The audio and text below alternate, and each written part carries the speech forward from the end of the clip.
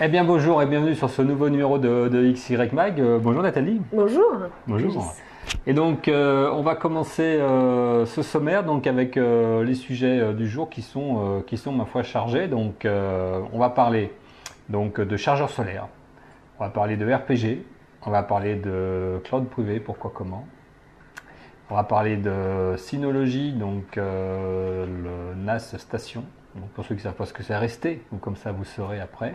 Ensuite, on va parler de matériel, donc avec souris Rocket, donc qui sont des souris gamers.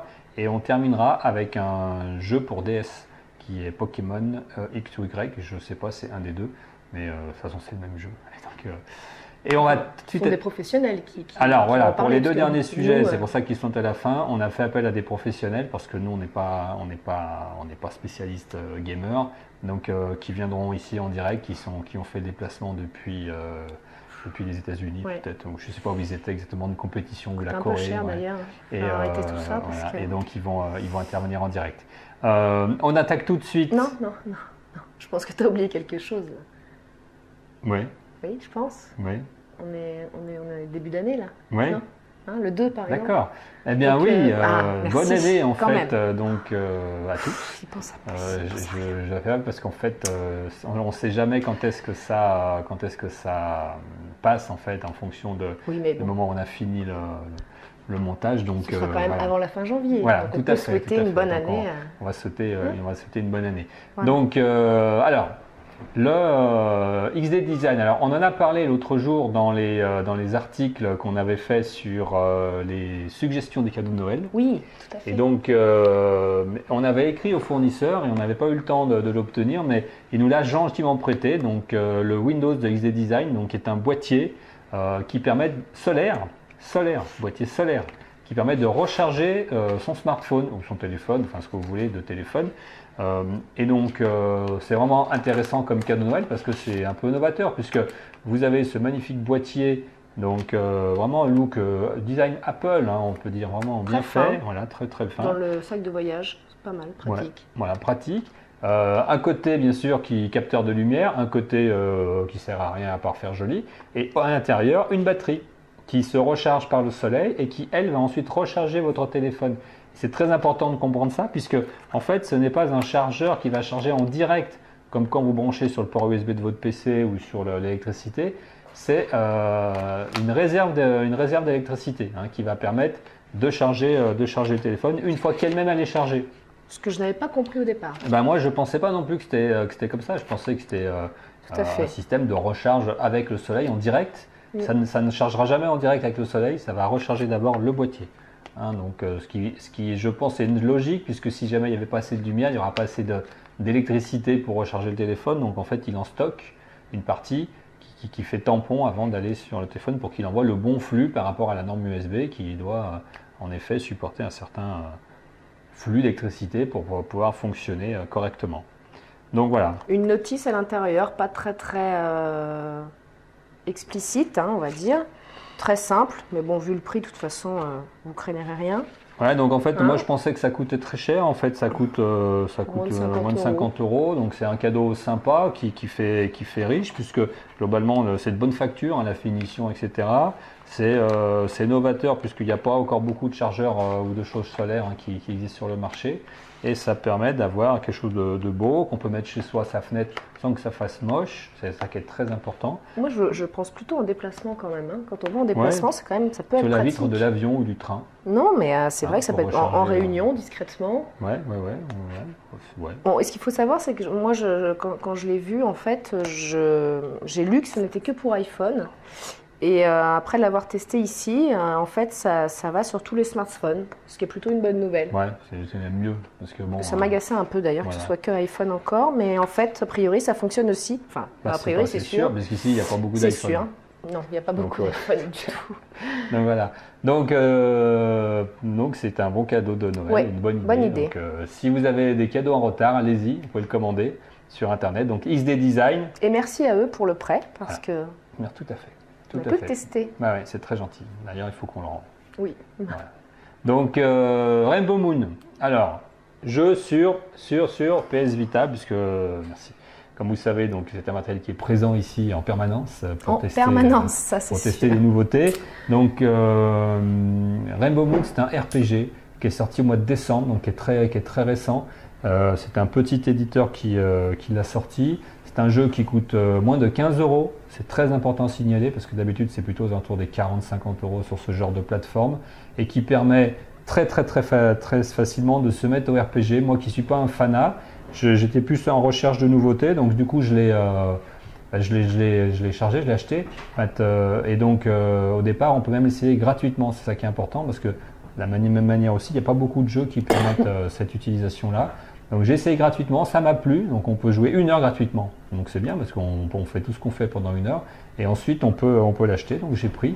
J'ai acheté aussi un petit complément de pack pour utiliser un peu plus les personnages rapidement parce que c'est vrai que sinon faire du leveling etc. moi j'aime pas, c'est justement ce qui me plaît pas dans les RPG, donc j'ai complété, donc ça m'a coûté 2 euros de plus, donc vous voyez c'est pas non plus maintenant je peux jouer tranquillement, j'ai ce qu'il faut. Donc c'est l'histoire de quelqu'un qui est un peu à la Stargate, qui est passé dans un portail, qui est arrivé dans un autre monde, qui veut revenir chez lui. Eh ben c'est la quête en fait, donc des fois il y a même plusieurs quêtes, des fois il y en a 2, c'est la quéquette. Donc on s'amuse bien, comme vous le voyez. Lui il s'amuse bien surtout avec. C'est passionnant a priori. Beaucoup d'heures. Le jeu garantit une centaine d'heures de jeu. Super. Donc je pense que c'est vrai parce que je suis presque vers les 50 heures je crois, mais on n'est pas encore là, mais c'est vraiment intéressant. Il y a une aide au début pour démarrer, pour bien comprendre comment on gère les skills, comment on gère les XP, etc. Donc c'est vraiment intéressant de jouer en apprenant. C'est pas fait pour des gamers qui sont déjà férus de ces jeux-là et qui maîtrisent tout. Donc moi je m'amuse bien. Ce que je trouve seulement dommage, et là le reproche que je ferais, c'est qu'on n'utilise pas du tout l'écran qui est tactile du matériel et qu'on n'utilise toujours pas non plus l'écran de derrière qui est aussi tactile sur la PS Vita.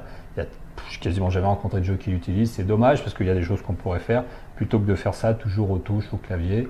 Mais bon, c'est un très bon jeu. Donc moi je dis Rainbow Moon, super jeu qui passe le temps, qui vaut en plus vraiment l'argent qu'on y a mis, c'est-à-dire pour moins de 15 euros, ça les vaut vraiment, donc il n'y a aucun souci. Allez-y, vous pouvez jouer tranquillement, merci, à ce jeu-là. Alors, sujet suivant, c'est un sujet qui me tient à cœur parce que c'est le sujet du cloud privé. Ce qu'il faut bien savoir, c'est qu'aujourd'hui, on parle beaucoup du cloud en général, mais il n'est jamais privé, il est toujours en fait public pour nous, les particuliers. Donc c'est-à-dire qu'on va mettre nos données sur Internet. Alors je pense à Picasa, je pense à Gmail, je pense à SkyDrive, Dropbox, tous ces services-là. C'est bien parce que c'est gratuit, donc on pourrait dire bravo, c'est gratuit.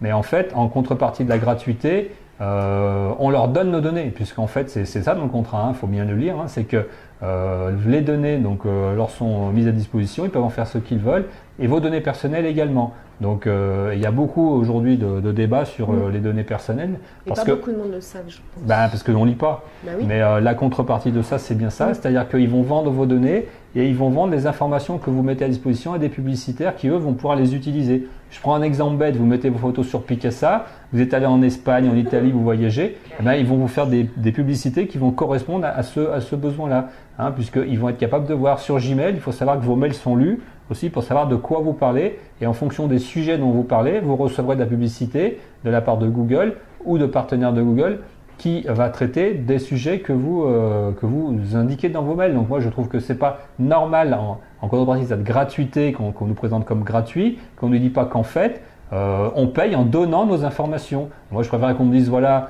vous payez par le fait que vous mettez à disposition vos données et qu'elles sont plus à vous. Au moins je dis ça m'intéresse pas, je le dirai tout de suite, plutôt que de dire c'est gratuit et de marquer en tout petit derrière dans les conditions qu'on coche et qu'on lit pas puisqu'elles sont pas affichées, que les données ne vous appartiennent plus en sens où ils vont pouvoir les utiliser, ce qui n'est pas le cas quand vous confiez votre argent à la banque, je dirais, vous savez qu'elle va l'utiliser, mais c'est quand même à vous. Là, je dirais, c'est un peu le même, mais en même temps c'est différent, c'est quand même à vous, mais en fait, ils vont complètement l'utiliser pour que ça leur rapporte de l'argent à eux. Je me suis toujours demandé pourquoi j'avais autant de publicité sur mon adresse mail. Voilà, je comprends. Utilisent, Donc alors du coup, je me suis dit, il y a un moyen de créer un cloud. C'est-à-dire que le cloud, ça veut dire que c'est accessible tout le temps. C'est surtout ça qu'il faut voir comme avantage, c'est de dire j'ai des données accessibles tout le temps, pas que quand mon PC est allumé uniquement chez moi. Et de le faire pour soi. Donc j'ai regardé et en effet ça existe et c'est simple. Et donc du coup, deuxième sujet lié au premier, j'ai acheté une station cloud de Synology, donc la Synology DS114. Donc c'est le modèle d'entrée de gamme en fait chez Synology, puisqu'ils font des matériels professionnels qui ont beaucoup plus de stockage. Donc avec un seul disque dur à l'intérieur, j'ai pris un disque de 2 Tera qui permet largement de stocker toutes les données dont j'ai besoin. Actuellement, avec tous les films et les photos et les fichiers que j'ai mis, j'utilise moins de 300 gigas. Donc on a de quoi se faire plaisir avec 2 Tera. Et j'ai paramétré pour y avoir accès de partout, c'est-à-dire j'ai accès depuis un navigateur, depuis n'importe quel PC, depuis mon smartphone, puisqu'il y a des applications Synology qui sont disponibles pour y avoir accès directement, et j'y ai accès depuis tout endroit. D'accord? Donc là, je suis vraiment sur le cloud, sauf que les données n'ont pas quitté mon domicile, elles sont à moi, elles sont chez moi, et en contrepartie de ça, j'ai juste acheté le matériel, mais je sais où j'ai mis l'argent et je sais ce que les données sont utilisées pour faire. Je peux ouvrir des accès à toute la famille, donc pareil, pour que les gens puissent stocker avec des liens, tout simplement. Ce qu'ils veulent. On peut partager, on peut voir les photos dans un environnement qui n'est pas un environnement de gestionnaire de fichiers, mais bien de visionneuse de photos. Pareil pour les films, j'ai mis des films que j'avais depuis longtemps, il m'a trouvé les jaquettes, il m'a trouvé le résumé. Alors c'est beaucoup plus sympa que quand je naviguais sur mon PC avant. Et pareil pour les musiques, il peut faire serveur pour iTunes. Il peut faire gestionnaire de téléchargement, etc., etc. Je ne rentre pas dans le détail, c'est tout dans l'article, mais aussi il peut faire aussi station domotique, et ça j'en parlerai dans un prochain sujet, vous verrez, car j'ai déjà commencé, j'ai installé une caméra donc pour faire de la surveillance périmétrique, je vais installer un capteur et une alarme pour que ça me fasse système d'alarme à la maison, puisque l'avantage de ce cloud, c'est qu'il est tout le temps en route, donc en fait il est tout le temps en fonctionnement, donc il peut tout le temps rendre des services de domotique. Et c'est un sujet qui me tient un petit peu à cœur parce que je trouve que dans les maisons, depuis le XXe siècle, on n'a pas trop évolué en domotique. Pour allumer la lumière, on appuie sur le bouton, pour éteindre, le chauffage, machin. Moi, j'aime bien quand tout est automatique. Donc, j'ai déjà mis un système de chauffage automatique. Et là, maintenant, je vais travailler l'aspect sécurité avec Synology qui va me permettre d'avoir des capteurs de présence et des sirènes pour si quelqu'un était présent au moment où c'est pas prévu. Voilà. Donc, c'est un petit peu le principe. Voilà pour ce sujet sur le cloud privé, j'y reviendrai parce que c'est vraiment un thème qui m'a plu, c'est super. Donc moi je dis aucun intérêt d'avoir des photos sur Picasa, machin, etc. On peut tout avoir chez soi, il n'y a aucun problème, c'est très simple. Ça me plaît aussi là, de mon téléphone portable, comme Picasa, mais au moins je sais que elles sont à moi. Ouais. Et en déplacement à l'hôtel, regarder le film, ça peut être aussi... vu ce qu'il y a à la télé. Et puis on a Internet partout aujourd'hui, voilà. Donc c'est vraiment c'est très bien, ça me paraît top.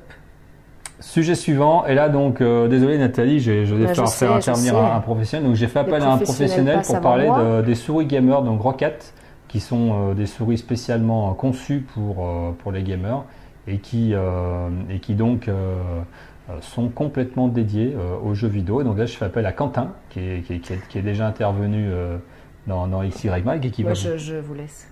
Voilà. Bonne année à vous. Je vous laisse. Alors bonjour Quentin. Bonjour. Donc tu nous as préparé quelque chose. Donc on va voir un reportage qu'on a tourné ce matin sur l'utilisation, mais là tu vas nous faire une rapide présentation du matériel. Voilà, la souris Roccat. Donc c'est le modèle amélioré de la Kova, donc c'est la Kova Plus, logique. Et donc c'est une souris gamer, c'est une de celles qui se fait les plus puissantes sur le marché.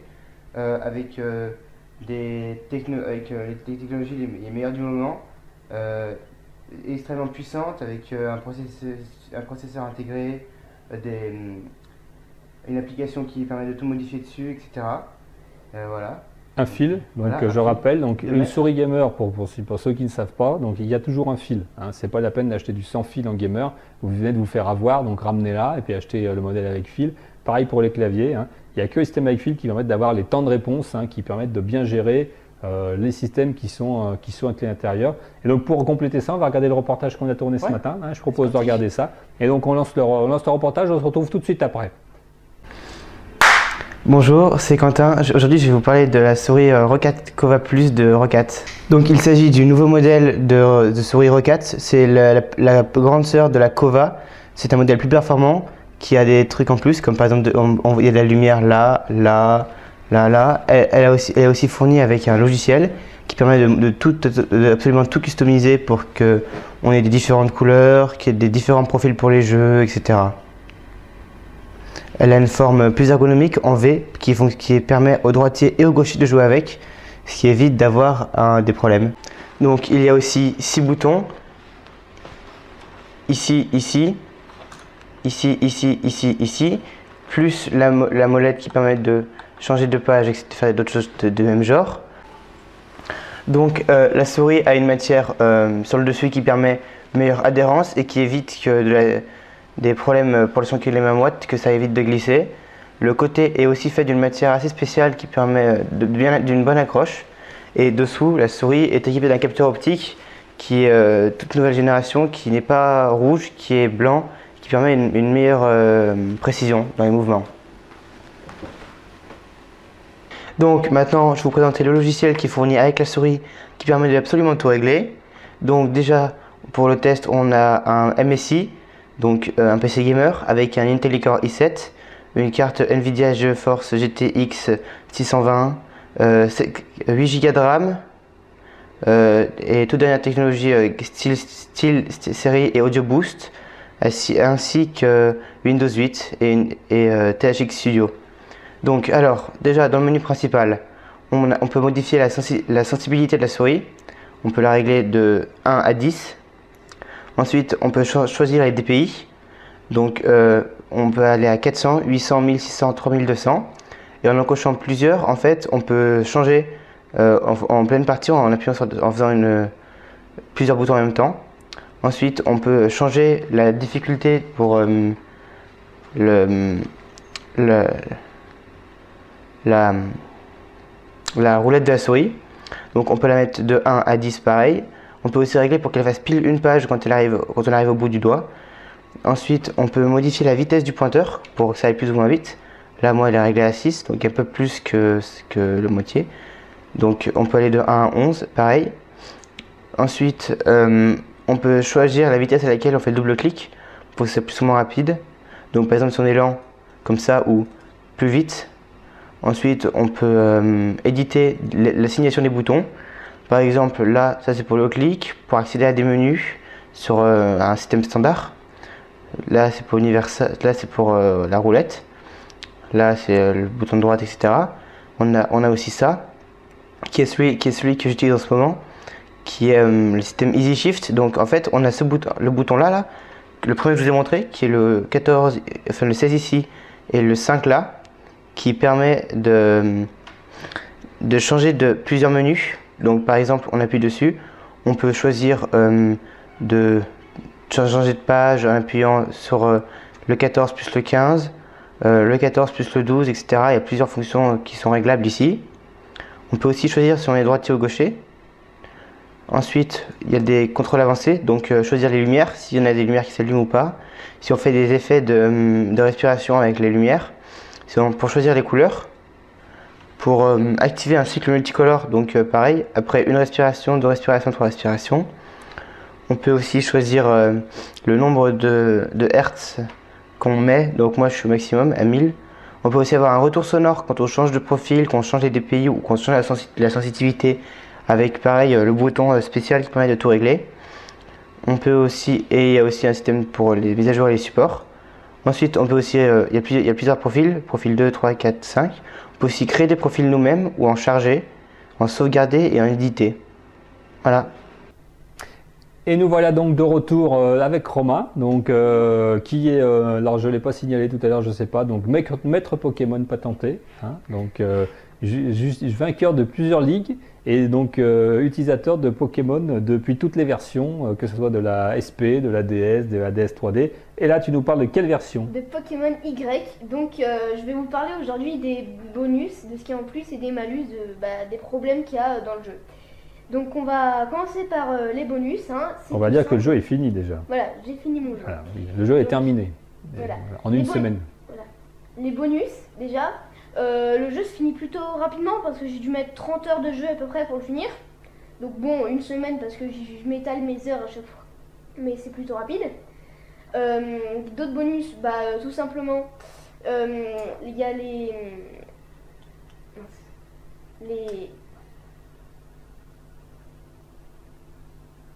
voilà, la vue à la troisième personne qui est améliorée, désolé, pardon. La vue à la troisième personne qui est améliorée, on voit mieux son personnage et il y a la liberté de pouvoir se déplacer en diagonale et un nouveau moyen de déplacement, les rollers. Avant c'est juste la bicyclette, maintenant c'est les rollers aussi, avec la marche à pied toujours. Donc maintenant un petit peu les malus, donc les problèmes, déjà il y a beaucoup de villes, parce qu'ils ont voulu étaler les nouveautés comme les boutiques où on peut modifier ses vêtements, etc. sur plein de villes. Du coup, ça nous fait une ville, on doit attendre longtemps, passer d'autres villes, faire des combats, hop, on trouve une arène, hop, ça recommence, on doit attendre, c'est assez dommage. On perd du temps un petit peu dans certaines villes inutiles. Après, il y a aussi les Pokémon. Nintendo n'ont toujours plus d'idées. Dans Noir et Blanc, ils avaient déjà fait quelques Pokémon un petit peu ridicules. Là, c'est pareil, il y a un trousseau de clés, comme Pokémon. Voilà. Vous aimez les clés, bon vous prenez un trousseau de clés. Ouais, donc ils ont pas tellement, ils ont renouvelé, mais en fait à chaque fois ils ont du mal à trouver des vrais nouveaux Pokémon et ils mettent un peu n'importe quoi. Voilà, c'est un peu le problème. Donc après il y a aussi, comme bonus que j'ai oublié de vous citer, les Pokémon Shiny. Pour les connaisseurs, vous pouvez ne pas écouter ces moments. Sinon pour les autres, je vous dis d'écouter. C'est tout simple. Vous voyez un Pokémon, par exemple Pikachu jaune. Pikachu il est jaune et marron à peu près. Et un Shiny par exemple, ce sera un Pikachu qui sera orange, tout simplement. Et ces Pokémon là, ils sont très rares dans les anciennes versions. Et pourtant dans la nouvelle version, je connais pas les chiffres exactement, mais apparemment il y aurait plus de facilité à en trouver dans les aires de Pokémon sauvages. Donc ça c'est aussi un grand bonus. Et t'en as trouvé en fait un Shiny Pas encore. Et t'en avais dans les autres? Oui, j'en ai. Ouais. Dans les autres, oui, j'en ai trouvé. Bon, faut jouer encore un petit peu 30 ans de plus. Voilà, si vous voulez trouver d'autres choses, vous jouez encore un peu. Donc ça c'est plutôt sympathique vu que les Shiny sont un peu plus puissants.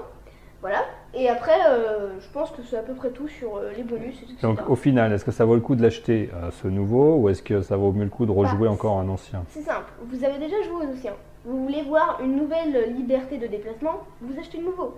Vous n'avez pas encore essayé les anciens. Essayez d'abord les anciens, ça vous plaît pas, essayez un nouveau, c'est un conseil. Ok, c'est sur ce bon conseil qu'on va s'arrêter. Donc ainsi s'achève de XY Mag donc ce numéro. Je vous dis une nouvelle fois bonne année et je vous donne rendez-vous au prochain numéro pour encore des sujets passionnants autour des technologies et du monde dans lequel on vit. À bientôt, au revoir. Au revoir.